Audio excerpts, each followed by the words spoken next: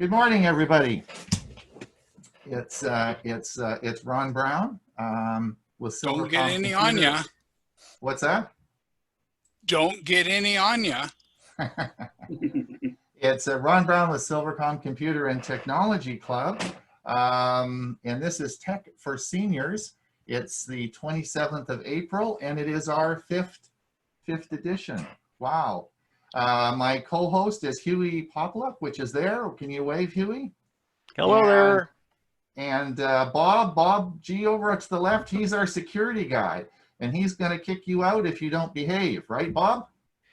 So I wanted to show everybody my mask that Gail made. Bob Hamlin is here, and he actually did a presentation last week on masks. He has in Nova Scotia. The sewing group and the sewing clubs are making these for the healthcare workers, and he goes around and picks them up. And we sent out the links to everybody last week, and Gail started making these, and she's been sewing for, my wife's been sewing for years and years and years, and she's got like tons of elastic. I said, everyone's short of elastic, and she's, I got boxes of it. So we're cranking the masks out, and so it's pretty easy to make. And thank you, John, for what you did. It's really great. And I sent the links out to everybody. If you got a sewing machine, you can make some masks.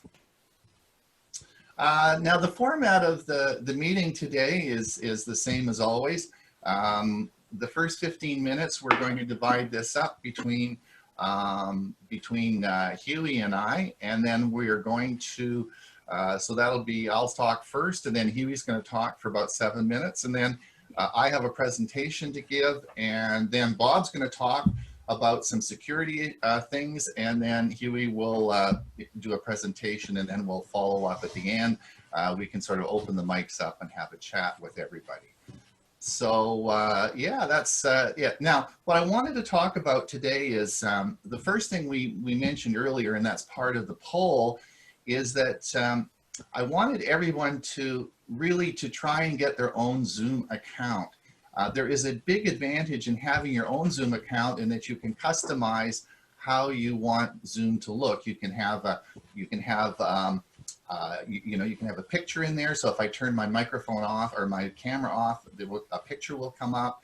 You can customize on who you are. So, and also I told you about our happy hour that we have. Some of you, Don Bays, you come to our happy hour. Byron comes to our happy hour, and we have a lot of fun on Friday afternoon. So get a Zoom account and have some fun with it. It's free, and the more you get to use it, the better you'll feel about it. Now, one of the things that is important is that you identify yourself in the Zoom meeting. Now, if you have a Zoom account, then it's not a problem, because when you set your Zoom account up, you'll set what you want your meeting name to be. But most of you, the 23% that don't have a Zoom account, probably just click the link to come into the Zoom meeting. And that's one of the great things about the Zoom meetings, is that you actually it's so simple to connect. So if you don't have a Zoom account and you just click the link, then boom, it enters you into the Zoom meeting. Now, most of you are wondering, like RT over on the right-hand side, and Edward was having some issues, and we were wondering, how does it pick up? Like, how does it pick up RT or JC or whatever it is? How does it pick up? How does Zoom pick those letters up? Well, most often, if you don't have a Zoom account and you just click a link, then oftentimes those letters are the drive letters that when you set your PC up, you labeled your local hard drive as some name. You probably don't remember doing that, but it often picks it up, and that's sort of what those numbers are coming up with. And that's why you get these weird letters when you log on, and we don't know who you are. Now, that isn't a problem if you have a Zoom account, because you will have set that up. But if you're just clicking the link, then that's why those letters sort of occur. But you can change that. And if you go to the bottom of your screen and you bring up that bar at the bottom and you click on Manage Participants, if you click on that, you will bring up the list of all the participants. And all the participants there on the right side, your name will be at the top. And if you right click on your name, then you can change your name. Now I've enabled that in this meeting, because that is meeting specific. So if you try to do that in a meeting, then, and it doesn't work, it means because the meeting organizer has not allowed that feature. So that feature has to be turned on. And we do want you to change your name, and we want you to identify yourselves, because then it helps us know who you are. And that, of course, presents the Zoom bombing. The other issue I want to talk about is the different devices that you log in on. And I was alluding to this to some people using Chromebooks. And I wrote about this week in the news, in my articles. And one of the problems with Chromebooks is that it's not a problem, but with a Chromebook you can download the Zoom app, but it's an Android app that's made for the phone. So what happens is, if you download the Zoom app onto your Chromebook and you use the Zoom app, it looks different. You don't have all the menus. It's all weird because it doesn't look like the normal Zoom you would use in a browser. And you get confused on this and wonder what the heck's going on. So what I recommend, if you have a Chromebook, is delete the Zoom app. If you've downloaded the Zoom app, get rid of it. Let the browser log you in, and that will give you all the functionality that you will have rather than using the Zoom app. Now, I've yacked away for 11 minutes. I've taken some of Huey's time. Sorry, Huey. I'm going to turn it over to Huey, and Huey's probably got a few words of wisdom for us. Yeah, I'm going to share my screen. Here, do the sound, because I think there's sound with one of these, and you should be a PowerPoint. And let me go ahead. Last week I mentioned some things about the Spacex and the other two services that are going to be Wi-Fi from space. And SpaceX was in the news this past week. Veteran SpaceX Falcon 9 booster, after its fourth landing following the launch of the Starlink satellite from Cape Canaveral here in Florida on Wednesday. There's it landing, the rocket itself re-landed, and this was the fourth use of the rocket. So one thing that SpaceX is able to do is to reuse their rockets, which is saving them a lot of money. This is what it looks like when it was blasting off. It launched another 60 Starlink internet satellites into orbit this past Wednesday. And as I said, it deployed 60 Starlink internet satellites into orbit after a successful rocket launch. And that's what it looked like from the rocket itself. The flight was the 7th operational Starlink mission, bringing the total number of satellites to 422, but they're going to take 2 of them out of service, and they're going to deorbit those first 2. So they're going to be down to 420. Elon Musk, this is Elon Musk's company, the guy from Tesla. He's also said that at least 400 Starlink craft are needed before SpaceX can begin to roll out minimal internet coverage. They're up to 422, so they're past that point. And the company requires at least 800 satellites to provide moderate coverage. That service should start later this year. And there's going to be, there's at least 2 more liftoffs coming soon. It will be another 122, so it'll get them over 500. So they're getting closer and closer to that 800. This is what it looks like once it gets out into space. There's 60 of them in the satellite, and then each one, they're deployed, and it looks like this. It's about the size of a tabletop, about 500 pounds, and then it looks like this. And then you'll see in the background a second one is deploying, and what they are is they're all in a line, and then there's going to be several lines of these around the Earth. Elon Musk took to Twitter to answer some questions about the SpaceX Starlink broadband service.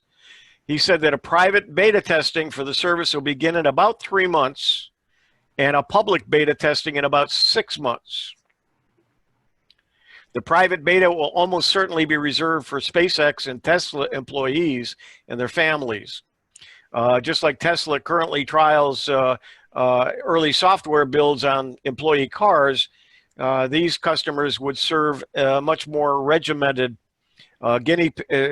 guinea pigs, likely offering detailed feedback throughout their trial of the Starlink internet. So how much will SpaceX internet service cost? We still don't know for sure. Musk said it will be low cost. Exactly how low is unknown, but it's been reported that this company wants to make it a competitive option. And how fast will it be? It'll be a pretty good experience because it'll be very low latency. Elon Musk at a conference earlier this year, when asked about using Starlink for gaming, we are targeting latency below 20 milliseconds. I guess that's really fast. So somebody could play a fast response video game at a competitive level. Like that's the threshold for the latency. So I want it now, and I'm sure some of you do too. So hopefully it'll be coming soon. And I think I used my minutes up. And so I'll turn it back. That's going to be really cool. See what the pricing is going to be. And I guess they're going to have to sell you a box to receive the satellite signal. And away you go. Yeah, I'm not sure how that all is going to work. I have not read anything about that. They are saying that most likely the northern latitudes are going to get it first, which I'm not sure. I had heard the northeastern part of the U.S. and Canada. So those of you, if some of the people are here from the Toronto area, you may be some of the first ones to get it. I don't think here in Florida we're going to get it as quickly. All right. Can you see my screen? Yep. Okay. The topic I'm going to talk about today is the program I just released, and it's available on YouTube now. And I thought I would give you a run through of this. And this is called a Photoalbum to Google Photos in 13 minutes. Now, there's been many videos made on how to digitize photo albums into your Google Photos, but no one has done it with the twist of how fast can you do it. And I have the world's record of I did 153 pictures in 13 minutes. So here's how I did it. The problem is this. This is a picture of my photo albums in my bedroom. Now, I haven't looked at these in 40 years. Gail says that's not true. Maybe we looked at them 25 years ago, but in fact, I haven't looked at them in an awful long time. If you look to the left, you'll see the photo album I'm going to show you how we digitized. And on the right side, you'll see an album here that says Family 1984, and it has 154 pictures in there. And how did I get these pictures in here in 13 minutes is what we're going to talk about today. Now, what to do with old photo albums? Color pictures are degrading with time. One of the things that was interesting about these albums was when I opened them up, the color pictures were starting to fade. I made the argument always, I haven't looked at these in 40 years. Who wants to see these old pictures? So what's the point? I don't want to learn Photoshop. I don't want to learn complicated software. I got enough things to do. I don't have a scanner. And it looks like it's going to be a lot of hard work. So I had lots of reasons not to do this. Well, I have to remove the photos from the album. Will I have to damage the pictures? What about the non-glossy covers over the pictures? All this just made it a huge hassle, and I never wanted to do it. But something changed my mind last week, and I came up with this idea. Now, here's some of the fun you can have with it. I forgot how cute my daughter was, Jennifer, on the left, and that's Jennifer when she was born. This is Jennifer on the right side. This is her. Is at the front door. This is 40 years later, and she's making me dinner last week. So that was sort of fun. This is Gail and I when we were first when Jennifer was born. I put this comment on Facebook. Many of you saw it, and so it was sort of fun. So getting the old pictures digitized can be sort of fun. But it's not fun if you have to stick them in a scanner, you have to scan them into some software, and you have to create the images. It takes a lot of time. And I didn't want this to be, I wanted it to be a 13-minute project, not a week-long project. So the solution, it must be fast. And I did 150 pictures in 13 minutes. It must be simple. And then I'm going to show you, just watch this video. And I didn't want it to cost anything, so it's free. And again, we did not use a scanner. So what do you need? Well, you need a smartphone, you need Google Photos, you need Photoscan by Google, and it helps to have a helper, and I'll show you how that works. So how to do it. Here's the trick and here's the secret. Pay attention. The first thing you do is I want you to go into the Play Store, and it's also available as an iOS app as well for Apple, and they both work exactly the same. I want you to go and I want you to get Photoscan by Google Photos.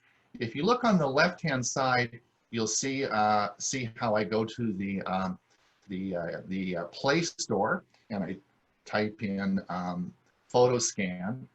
You have to be careful because there are a number of Photoscan programs, and you really want to use the Photoscan program by Google. And there it is, Photoscan by Google. You click on this and then you install it on your smartphone. Now, the next thing you're going to do is you're going to install this. And when you install Photoscan on your smartphone, it puts it into Google Photos. It actually is it installs it inside Google Photos. So this is how you would install it. You'll see I bring up Google Photos. And if you look now and you look at if you look at the bottom of the screen there, you'll see Photoscan is now part of Google Photos.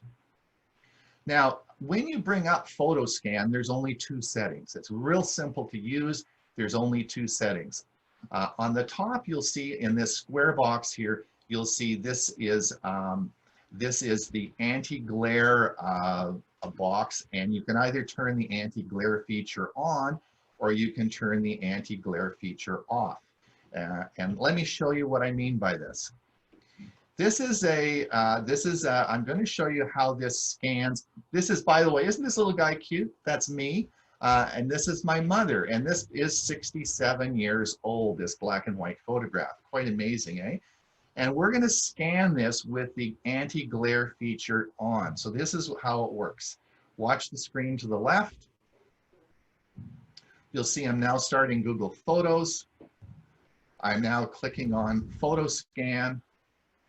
And this is with the glare reduction feature on. So what happens is you hover over the picture, you click on Start, and there'll be 4 buttons come up. You simply take the scan and you click it over each button like that. And you'll click it down and you'll do all 4 quadrants. And the scan is now done. And that's it. And now it will scan and you have the picture as we've shown you. Now let me. This is doing the same procedure on the same picture without the Photoscan being done. So let's show you how that works. So when we turn the anti-glare feature off, we'll start up here and we're going to start Google Photos again. You'll see the Photoscan at the bottom, and we're going to bring it up and we're going to come over the same picture But this time we're not going to have the 4 dots. We're just going to take the picture and that's it. Boom. It doesn't do those 4 dots because the anti-glare feature is off. Now what I discovered was it did the same thing. It's exactly the same picture. So this is a very fast way to do it, to actually do the photo scan with the anti-glare feature off. So I thought, well, just a minute now. So now many of you are going to say, Ron, why don't I just take the picture? Why don't I just take this picture and I'll just take it, and I did this with my Pixel 3 camera. Why don't we just take a picture of the picture? And you could do that. And this is a picture you saw that I took, and you see it's angled and it's not cropped. So this is, if I took a normal camera and took a picture of a picture, this is what it might look at. If I took the same camera and I kept the same angle and I used Photoscan and I did it with the anti-glare feature off, it corrects it. It crops it and straightens it up. So you don't even have to be that accurate when you're doing this. All right, so the trick is this: turn off glare reduction, turn off the light, use available light, and get a helper. Now, when I go around the house, you need to do this in the light. You need to use available light, not the flash. So you don't want too much light. If you look at this picture of Gail, this was a test one I did, and this was too much light coming in the dining room window. And so I ultimately found the right amount of light, and this is the picture to the left. So here we are. You need a turner because I wanted to do the world's speed record. I got my trusty associate here to turn the pages as I was taking the pictures. And I was able to go through using Photoscan, using that technique to do 150 pictures in 13 minutes. And here is some of the, here's a picture, and that's how it turned out. And that's a picture of Jennifer when she was born. And again, here's another one of Gail, and again, there. Now, you may want to do some further editing. Google Photos makes it very easy to edit the pictures. I'm really not going to go into this in a lot, other than say this is a picture, and I think it's got a video associated with it. There we go. And you'll see this is a picture, and you can click the editing button here, and then you can go through and and it will edit. You can just hit autocorrect and it will correct it. So it's very simple after you've done the picture and it's in Google Photos to do a correction on this. So in summary, this is a video showing you how to quickly get your pictures scanned into Google Photos using Photoscan. This is a video that's published now. It's on YouTube. I've sent everyone the link yesterday. You can just do a YouTube search on Ron Brown, and you'll find that video. So that is how you get your images from a photo book into Google Photos. Now, all of you who use Google Photos, I know you're going to jump all over me and you're going to say, and you're all waiting to ask me the question and say, yeah, but Ron, they're all in the wrong sequence because, of course, those were taken 40 years ago. You've scanned them and they're all in today's date. So you're right. And I haven't really spent a lot of time redating them. You can certainly do that. I'm not sure I want to spend it for 150 pictures and go in and edit each one. I may just leave it. I haven't really decided, but that's how you can do it very quickly. In 13 minutes, you can take your pictures and get them done. All right, Bob, I think I'm... Ron, before you go, there was a question. Yep. Let's see where to go. If you have a caption next to the photo, will the photo scan include that? It will. It will. Now, yes, it does. It does include that, and it did it on some of mine. It depends how far out you have the camera. If the camera is and how you crop that and how far out you go. So if you have a caption under it, then and I'll try and find, while you're doing your presentation, I'll try and find a caption for you and I'll show you. But it did crop it with the caption in it. So it does do that. Ron, when this originally came out, there was only one way of doing it, and that's with that anti-glare. Right. I know, because I did beta testing on this sucker. Right. And it was fabulous. But boy, now that it's this perfected, there's going to be a lot of pictures going to go up to Google. It is. And turn the anti, you know, it works great with the anti-glare feature on and the 4 little dots. It's great if you want to do 1 or 2 pictures. You get great results. You get absolutely great results. All as I'm saying is if you want to do a whole album and do it quickly, find some available light, because if you turn the anti-glare feature off, you get just as good results as long as the available light you're using on the pictures is right. And you have to sort of find the available light that you want to use, and then boom, you can run them all through. And it's exactly the same, and you don't have to use those 4 dots. That used to not be available. It Yeah, is now. just Great. turn it off. Yeah. Yep. Okay, Huey. No, Bob 9:30, is you're next. on. Bob's You're on. next. Bob's next. Oh, Bob's next. Right. Sorry, Bob. Bob, go ahead. Okay, let me share my screen. Let's see the sound.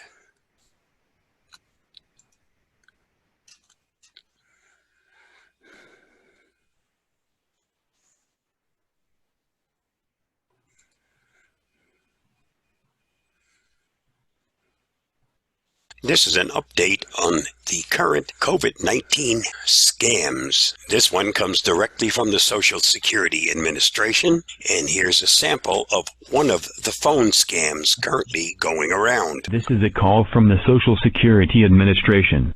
During these difficult times of the coronavirus, we regret to inform you that we have got an order to suspend your socials immediately within 24 hours due to suspicious and fraudulent activity found on your socials. We are contacting you as this case is critical and needs your urgent attention. To get more information about this case, please call immediately on our department number 888-991-2325. I repeat, 888-991-2325. If you get one of these calls, don't talk to them. Simply hang up the phone. This is definitely a scam. These announcements come directly from the FBI. There are currently quite a few fake emails coming from the CDC. Watch out for emails claiming to be from the Center for Disease Control and Prevention or other organizations claiming to offer information on the virus. Phishing emails. Look out for phishing emails asking you to verify your personal information in order to receive an economic stimulus check from the government.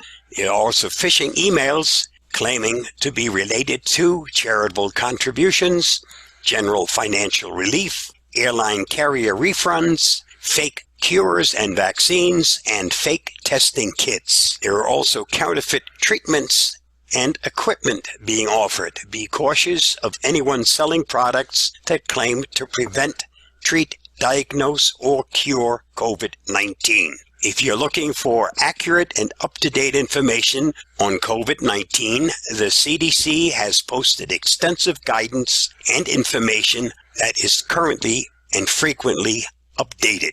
The best sources for authoritative information on COVID-19 are at the CDC.gov website and on the coronavirus.gov website. You may also consult your primary care physician for guidance.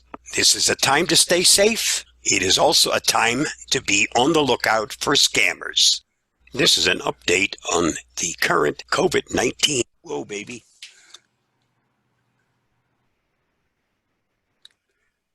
Let me stop sharing. Good job, Norbert.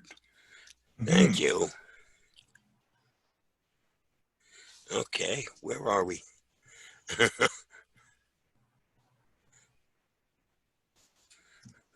There we go. Okay. Thanks. I showed you that. I showed you last week. I showed you that the one that I got, and it's odd because Gmail really does a good job in screening out these scam emails. But I got some last week, so it's out there, right? I have some further information that I'm just going to paste into the chat window, and everybody can take a look at it from there.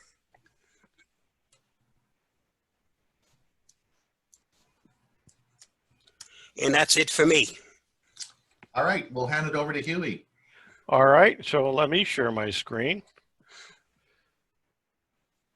And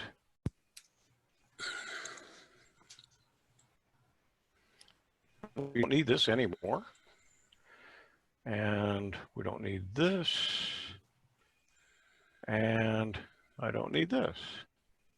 Okay, I was going to do something totally different, but when Ron showed me what he was going to do for today, talking about his pictures, I decided to talk about a little bit about a website that I discovered. You can get to it by just typing in colorize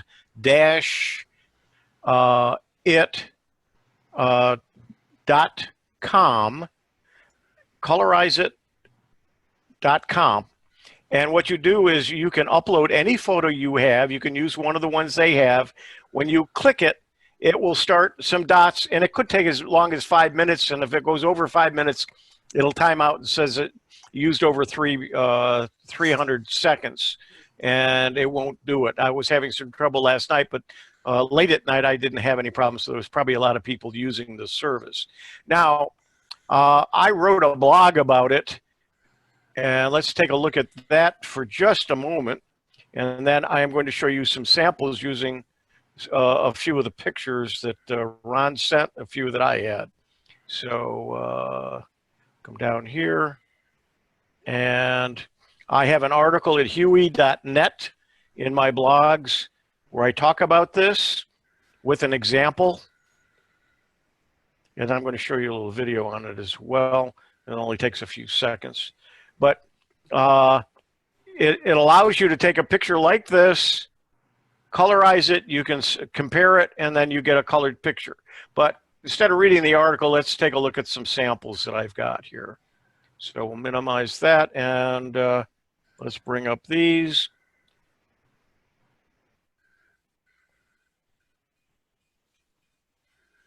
And we'll start... well, let's use one of the examples from their website first. Let me full screen it. You see it, when it colorizes, you can then compare it just to see what it looks like. And it does quite a job. Not all pictures come out as good or even close to this, but I just wanted to show you what it looked like on the website once you colorize it. But let's take a look at Ron's pictures first. You saw that picture from Ron. Well, when I colorized it, you could see this is where I was comparing them, and this is with it colorized.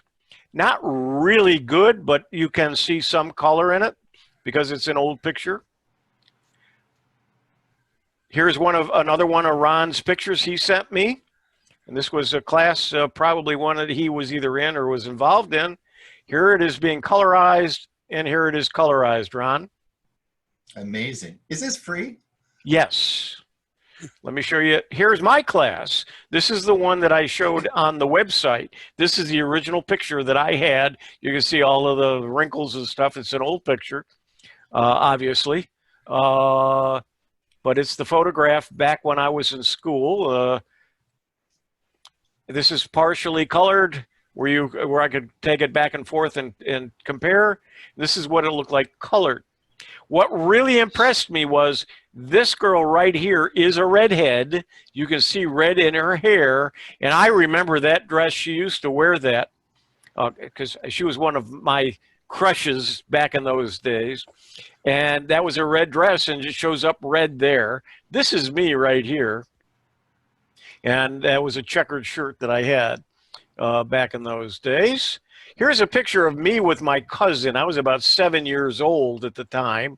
Here I am colorized in my Hopalong Cassidy shirt, which was brown in this area, and up in here, it was a brown and white shirt.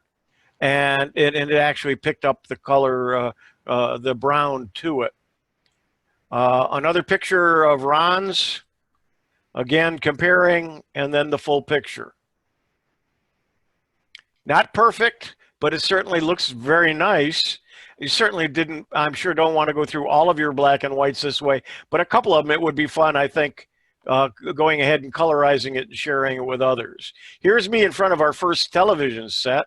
Again, comparing it, and this, again, with my Hopalong Cassidy shirt, in front of our first television back in the, probably around 1950, 52, somewhere in that area. And that's it.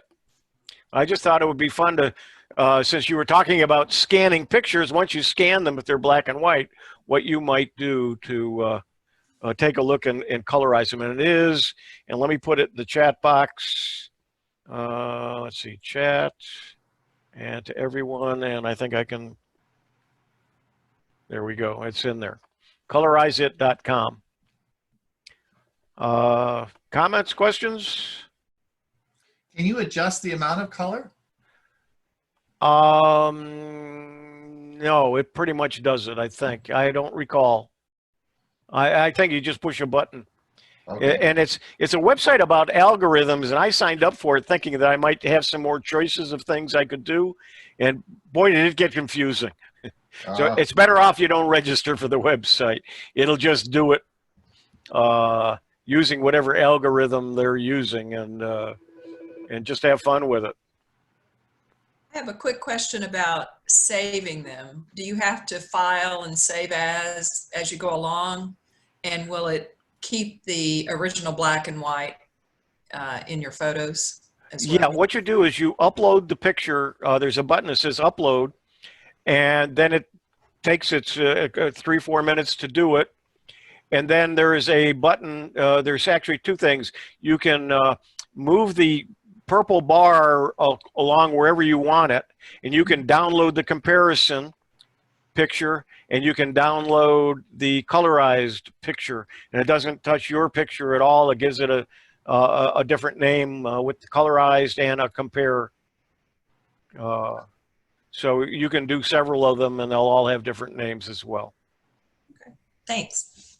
Okay, could you put it into Google Photos and then enhance the color? Well, Sure, it's a JPEG. Once you get it, you can do whatever you can do with it. You can go in with any editing program, do whatever you would normally do with a photo.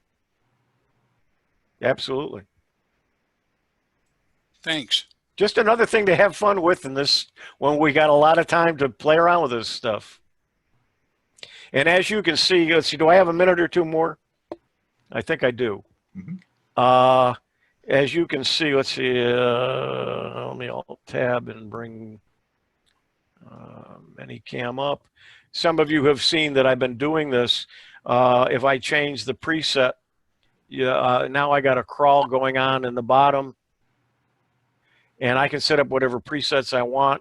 I got another one with all of my logos for the different computer groups as well as APCUG. And then if I want to just go away, and I tried putting another one where I could just, let's see, do this one, where to go. With a picture with a crawl at the bottom as well. You can set up whatever things you want. There's all kinds of things. I can put things on my, somebody was putting ears and glasses and funny things like that on. And I'm not sure how they were doing it here in Zoom, but you can do that with this Anycam as well. And with that, Ron, I think my time is up, and I'll turn it back to you. All right. This is time now. We are now at about 1:45. The last 15 minutes we can open it up, and you know, how's everyone doing? I can tell you that the good news is we have toilet paper, we have flour, we still don't have any yeast, but we have food, so we're doing okay. How's everybody else? If you want to unmute yourself and say something, go. Let's see. This is supposed to be the social part. The last 15 minutes. Ron. Yeah. The easiest way without having to worry about unmuting, hold the space bar down and you can talk, let the space bar go and you shut up again. A question, is there a way to get the information that you have in the chat box and saved on my computer?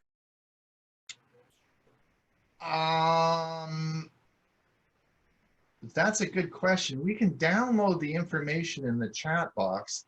While we're still on, what you can do is go to the chat box.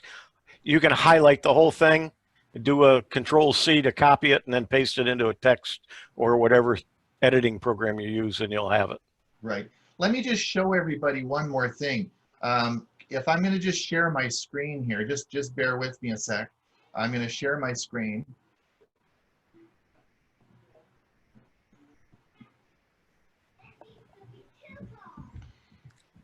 And I want to come over and bring up, you'll see this in a second here. Come on, internet.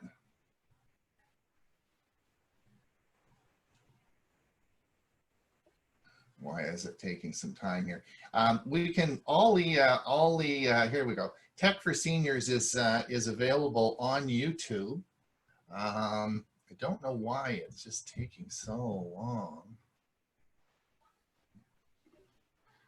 But here you will see on YouTube, we have all the episodes on Tech for Seniors. And so we had some comments last week, and there was a lot of good information, and people wanted to, you know, notes or stuff like that. But you can actually, it's all available, and you can replay all the issues, and they're all available on YouTube. If you bring up like last week's episode, you'll be able to watch it, of course. But if you come down in the notes here under Show More, you'll see the playlist. And this is, if you click on this playlist, you can save this as a website, this playlist. And this playlist will give you all the Tech for Seniors episodes. And the episode 5 will be up probably later on today.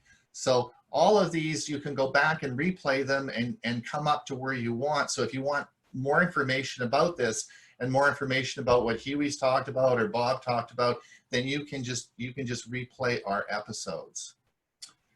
So that's what I just wanted to say about the episodes. Does anyone have any questions for Huey or I or Bob, or do you want to say something? I have a question. Sorry. Go ahead. Who's speaking? This is Betsy Wills. Okay. I've been to your first one. I have a recipe that's in a book that I was trying to scan on my scanner, and it would cut off the information. Would the Google Photoscan work on that? Absolutely. Absolutely. It would work perfect on that. That's what it's made for. So Betsy, I would strongly recommend, if you have Google Photos on your phone, is you just download the Photoscan feature. Thank you. That was my only question. That's exactly what it's meant for. Ron? Yep. Chris Rosinski here. I've been putting my hand up here on the sides for a while and nobody sees it. I assume you're not looking for those. Okay. I have a comment and then a question. The Sure. comment is the space bar turning on and off the audio does not work on a Chromebook. At least it doesn't work on mine. So just saying that anybody's got a Chromebook, if not, you got to go to the left-hand side and hit the button. Now, the question I have for Ron is, when you were doing these 150 pictures and Gail was turning the pages, it wasn't clear to me as whether you were, I assume there was a plastic over the pictures, but it wasn't clear to me whether you were individually taking the pictures of each picture or whether you were taking the picture of the whole page and the program actually separated the pictures for you, as some programs do. No, you take the picture of each picture. Okay, So- Ron, I have a question. Will the scan take out the curvature in the photograph? Yes. Yes. Great. Yes, it does that. Now, I was pretty accurate because I was doing so many, I was hovering right over top, so I was pretty parallel. But in the example I gave in the movie was, you know, where I was at an angle, the Photoscan will correct that. So you don't even have to be that accurate. I have a comment for the lady who was trying to scan a recipe. Why not just take a picture of it? You could do that, Hugh. You could do that, Dewey, but it's just probably the Photoscan will crop it for her and put it into Google Photos, so it does it all together. Now, what the other thing that many of you, and I'm going to talk about this in some future shows, is Google Drive has exactly the same technology in the Google Drive app. So if you download and install the Google Drive app on your camera, it will take a picture. It will scan it. It even OCRs it and makes it into text and uploads it into Google Drive for you. And this is all available on it's available as well for iOS and Android. And I use that all the time for receipts and stuff like that. So Google Photos does it, but also Google Drive app does it as well. I have another question, Ron. Often with these old pictures, on the back of them, somebody has written the names and things of the people. Is there any way on any program to not have to type all that in, but read the names on the back, have them go to text, and then either paste them on the picture or somehow attach them to the picture so we don't lose the information that goes with those pictures? Yeah, I thought about that, and the only way I think you can do that is take two pictures, take a picture of the front and back. Ron, when you take the picture, what kind of naming convention does it increase the name? Do you have to type something in for each picture, or is it something done automatically? No, it's just they're all just numbered and they go into Google Photos. You have to remember that it was really interesting because 150 pictures in 13 minutes. My camera, my Pixel 3 was humming. It was hot. It was because it's taking all these pictures, it's processing it, but it's also uploading them to Google Photos. You don't necessarily have to upload them right at that time, but I did. They weren't in the 13 minutes. They weren't all uploaded, so I didn't actually have them in. It took about another 10 minutes for the camera to catch up, but and then they're all just sitting in Google Photos, and they're all just numbered. However, don't forget that in Google Photos, it's going to take all those images and it's going to put them into your people section. So they're all going to be, it'll be interesting to see if it picks up that in fact, that picture of me when I was 3 months old is actually going to go into my people's, Ron Brown's pictures. I don't know that yet. We'll see what happens when Google Photos runs the algorithm to do that. But they're all just there. So okay, what happens, because I did that, I took pictures of my mother's album that she gave my sister when she was a baby and growing up. So I did take those pictures, and you can, in Google, in that app that Ron was talking about, and the bottom, you can put text. You can't put text on as you're doing it, but after the fact, you could put the text on. And it does recognize those pictures, because when I went in, it would say, is this the person? And most times it was correct. Yeah. Yeah. Yeah. Facial recognition is amazing. Yeah. Marietta had a good question about, is OneDrive and Google Photos compatible? Yeah, well, it's all the same thing. So, OneDrive. Did I say, yeah, I said, when I was talking before, I meant Google Drive. Did I say OneDrive? No. No, so I said that correctly then. OneDrive, of course, is Microsoft's products. Yes. And, you could, you can put pictures, you could put anything, but Google Photos lives on Google Drive, right? So, Google Photos won't work on OneDrive because it's a different company, right? But I've been using OneDrive to catalog my photos for 11 years, and I've got them all into libraries and all sorted. Right. But to go back to the earlier ones, they all have to be scanned on a scanner. And so I was just wondering if somehow the Photoscan could be used for old photos, but saved in OneDrive, because I've got everything in OneDrive, and because every single picture I take that goes into my gallery is saved every day into OneDrive. And then I go in at my leisure and sort them into all my libraries. And so I've got them back for years, but you've got them back. So let me give you a tip on this. This is a it's not my idea. I'm going to tell you I plagiarized this from Chris Gould on Geeks on Tour. I'm not this smart, but Chris is, right? So here's the deal. If you have the OneDrive app, download the OneDrive app onto your phone, okay? And that's available in either the iOS or Android. In the OneDrive app, there's an option to automatically upload your pictures to OneDrive, to the photos in OneDrive. So I have on my Android phone, I have my Google Photos, and it uploads all my pictures to Google Photos. But also I have the OneDrive app on there, and it uploads them to OneDrive. So now I have a backup copy on OneDrive. It even gets better because with your Office 365, and we'll go into that in another day because we can't do that today, but you get 1 terabyte of storage, which is a lot of storage.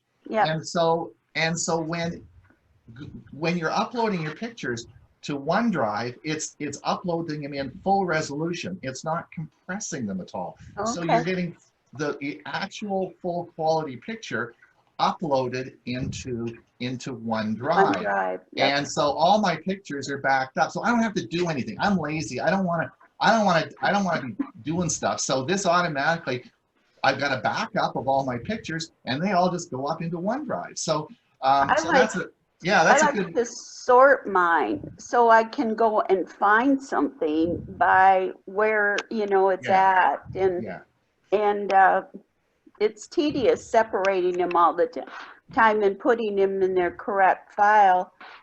And I do pay for this. It's like $2.12 a month, but it's great. I've been doing it like 11 years, so I've got tons of them. So I didn't know if they would work together, because I like the Photoscan feature. Right. There's other scanning programs that you could do to put it back up into OneDrive. The other one that we can talk about sometime if anybody's interested, I guess I could do a poll on this next week, is how many people have their pictures in Flickr? Does anybody? We have a huge number of pictures, about 10,000 pictures in Flickr. Flickr was an old program that's been around, but it was sold to a man that owns SmugMug, and there's some questions about its economic viability. In other words, it's not doing that well, and what will the future of Flickr be? And so is there a fast way to actually move your pictures from Flickr to Google Photos or to OneDrive? And in fact, there is, and I can talk about that in the future. And there is a website, and you can actually move large numbers of pictures from folders from one service to the other. So it can be done. Yeah, you can also download them too. Yeah, you can download. Yeah, because I got 6,000 pictures in Flickr, and so we're gonna have to think about that. There was a question. Chris asked, "Is 365 free?" It isn't free, but if you get the, I think it's the family version or the home version, it's good for 5 users, and each of those 5 users has the ability not only to install it on their computers, but they also each get a 1 terabyte space on OneDrive. So, and that runs at $99 or $100, so at $20 a year per person. And they don't care. It doesn't have to be everybody in one house. It can be your friends, your family, or whatever. Just split the $100 every year at $20 a piece and split it up. And Microsoft just changed this last week or a couple of weeks ago. And so it's not called Office 365 anymore. It's called Microsoft 365.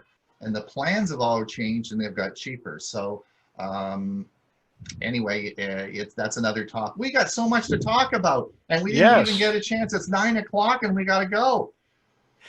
I want to thank Huey. Huey, thanks a lot. And Bob, thanks for you keeping us safe. You're doing a good job. We haven't had any Zoom bombers for 3 weeks now. Thanks a lot.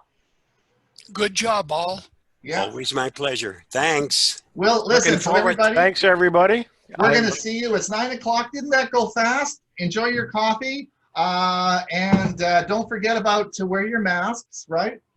And we will see you all back again, same time, same place, next Monday at exactly the same place. So we'll see you all again. See We'll you be then. waiting.